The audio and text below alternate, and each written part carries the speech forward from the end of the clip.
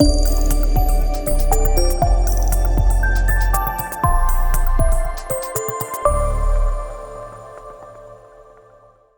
I'm Hannu Törmänen. Welcome to my channel. If you are looking for taking your product team to the next level and beyond, you are in the right place. In this video, I will explain what I mean with 50-30-20 rule and how you can use it to develop your teams in the long run.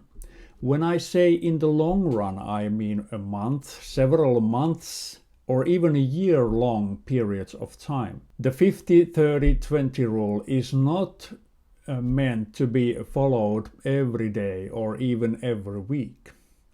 So let's dive in. In the nutshell, 50-30-20 rule is about taking care of your team's present and future capabilities when you are building complex products in a balanced way. Also, please note this rule is useful to established companies who already have revenue generating products in the marketplace. It is not perfect for startups and fresh companies who have only a few paying customers for their products. So obviously you may have guessed already these numbers 50, 30 and 20 represent percentages. And yes, they truly are those. These numbers can be used as a guideline how your product team or teams should share their time between different activities in the long run. So, what activity does 50 stand for? How should your team use 50% of their time? Shortly put, your team should spend half of their time to add value for your customers. It is easy to understand this is vital for your product's success and also for your company's future. You should be confident the new features or even an entirely new product your team is building are truly valuable for your customers and therefore bring you revenue to run your business.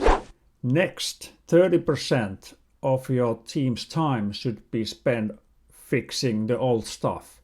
This means your team takes care of the past mistakes in your product, which can harm your customers, like critical software bugs or even severe defects. It is essential to pay attention to customer experience your product provides and improve it when necessary.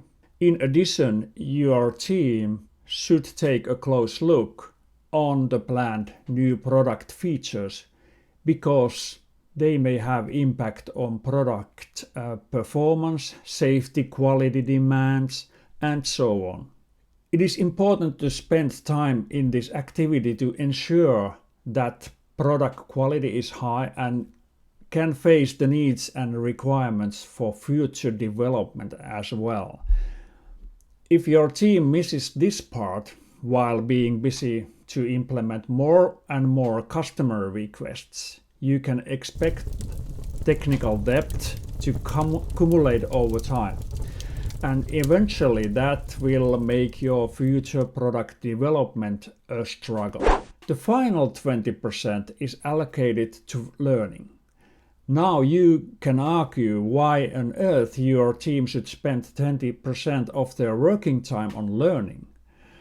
Come on, that is 1 day per week. We simply cannot afford that. I'm convinced that many leaders, sales and product management folks can more easily accept teams spending 30% on fixing the problems in the product to keep customers happy, but they find impossible that teams spend 20% on learning. But picture this. If you don't allow your teams to learn new ways of working, optimize the product development flow, study new technologies and tools, or arrange any training on interesting and important topics to all team members, where would your company be in 3 or 5 years from now?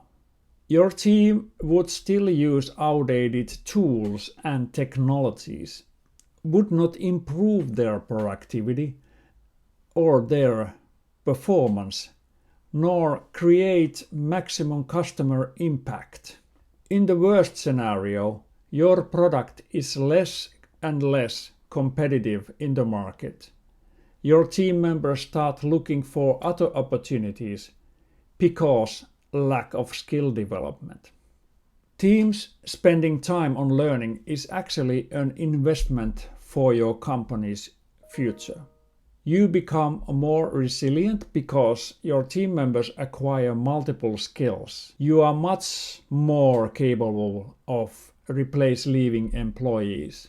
It is not only about building a habit of learning, what is important. It is more about building a strong learning and self-managing culture, which prevents your team or your company from being too self-confident about future success. Let me know in the comments how your team shares time between new development, fixing or changing the current product, and learning. Do you see your numbers are different? Perhaps you are putting 100% into new development and ignoring the rest. Or you need to put 100% on bug fixing for several months. Like I said in the beginning of this video, the 50-30-20 rule is meant to be used as a guideline for teams' balanced long-term development effort.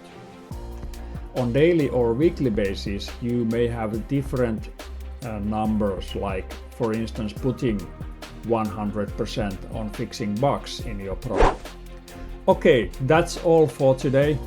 I hope you found this video useful, and please subscribe to the channel so you won't miss new videos. Take care, and I'll see you in the next video. Bye bye.